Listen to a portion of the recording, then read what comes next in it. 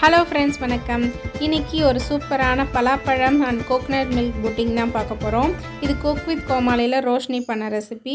எங்கள் ஊர் சைட் பார்த்திங்கன்னா பலாப்பழம், மாம்பழம்லாம் இந்த சீசனில் நிறையா இருக்கும். ஏன்னா எல்லார் வீட்லேயுமே மோஸ்ட்லி மாமரம், பலாமரம்லாம் இருக்கும். ஸோ நான் இன்றைக்கி இதை ட்ரை பண்ணேன். ஒரு 7-8 பலாசோலையை கொட்டை எடுத்துகிட்டு மிக்ஸி ஜாரில் சேர்த்து இந்த மாதிரி அரைச்சி எடுத்துக்கலாம். இது கூடவே ஒரு அரை மூடி தேங்காவை நல்லா ஃபஸ்ட்டு பால் அரைச்சி எடுத்து வச்சுக்கலாம் வடிகட்டி.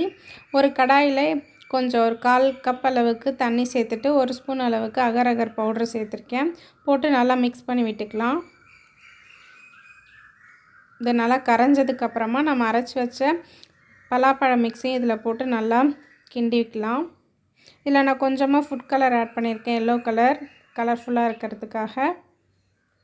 இதில் ஒரு 2 டேபிள் ஸ்பூன் அளவுக்கு சுகர் சேர்த்துட்டு அதையும் நல்லா மிக்ஸ் பண்ணி விட்டுடலாம். ஒரு 4லேருந்து 5 நிமிஷம் நல்லா மிக்ஸ் பண்ணி விட்டுட்டே இருந்தால் போதும். பார்க்கவே செம்ம கலராக இருக்குல்ல. இந்த அளவுக்கு ஆனவுடனே ஆஃப் பண்ணிடலாம். இப்போ ஒரு பவுல் 2 பவுல் எடுத்து வச்சுருக்கேன், அதில் மாற்றிக்கலாம். இன்றைக்கி நம்ம 2 லேயராக பண்ண போகிறோம். அதனால் இதில் பாதி லேயர் மட்டும் இந்த பலாப்பழம் போட்டுக்கலாம்.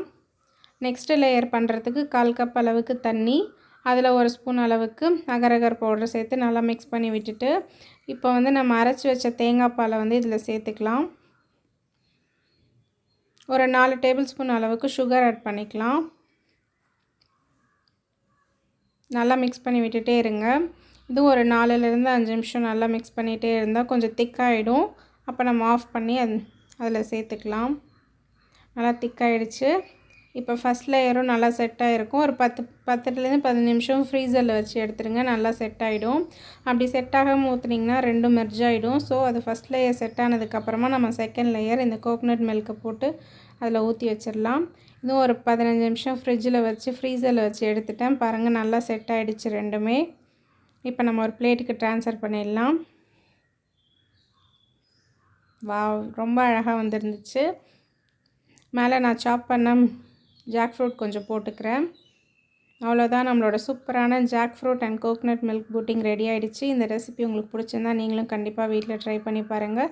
எப்படி வந்துச்சுன்னு கமெண்ட்டில் சொல்லுங்கள். வீடியோ பிடிச்சிருந்தா லைக் பண்ணுங்கள். தேங்க்யூ.